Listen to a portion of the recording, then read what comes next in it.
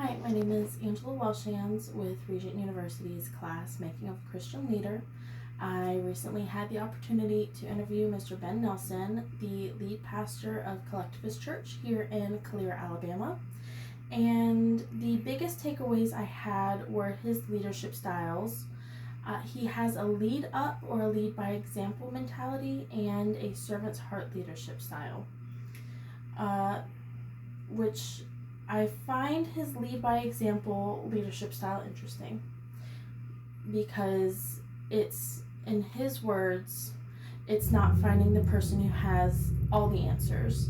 It's finding the person who might not have the answers as the leader. So that leader, they will work with you to find the correct answer, and they will work with you to find the right answer.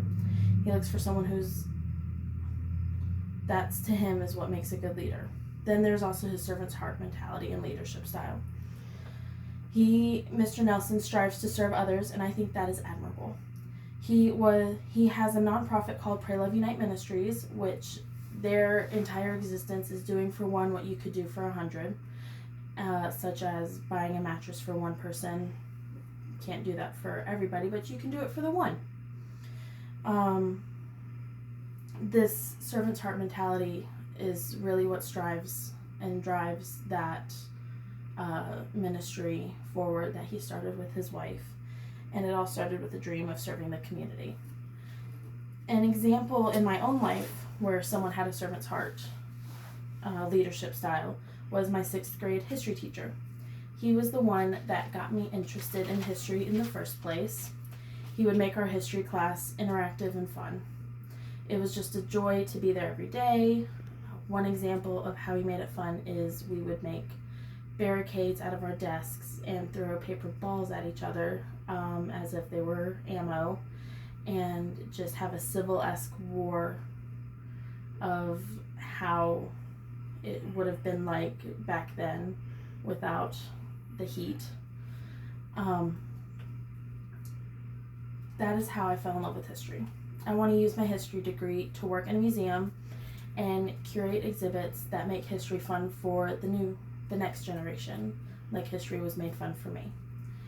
In my previous job, I myself led with a servant's heart mentality. I worked as a lead pharmacy technician in a small town pharmacy. I would work with the pharmacists and call insurance companies, doctors' offices, help the community with their health service needs, and take care of them, listen to them with what they needed, with what sometimes they just needed someone to listen to them. And I would also train the new hires. They were my pharmacy babies. I would train them, make sure they knew the correct thing to do, what not to do. And I would also volunteer to go out with the pharmacists into the community and go start clinics with immunizations and health screenings that were required by insurance for people who might not be able to get to the pharmacy to be able to get those immunizations and those health screenings that were necessary. This truly was my first-hand experience with having a servant's heart and my own. Our book, Everyday People, Extraordinary Leadership, tells us in Posner State that leadership is a relationship between those who aspire to lead and those who choose to follow. Mr. Nelson, in my interview with him, exemplifies this. He has the drive that inspires others to get involved with their community. People want to follow him because he is engaging, and his growing pulpit recognizes that he is engaging with everybody, with the community, with his family, everybody. He is a leader I aspire to be in the future. And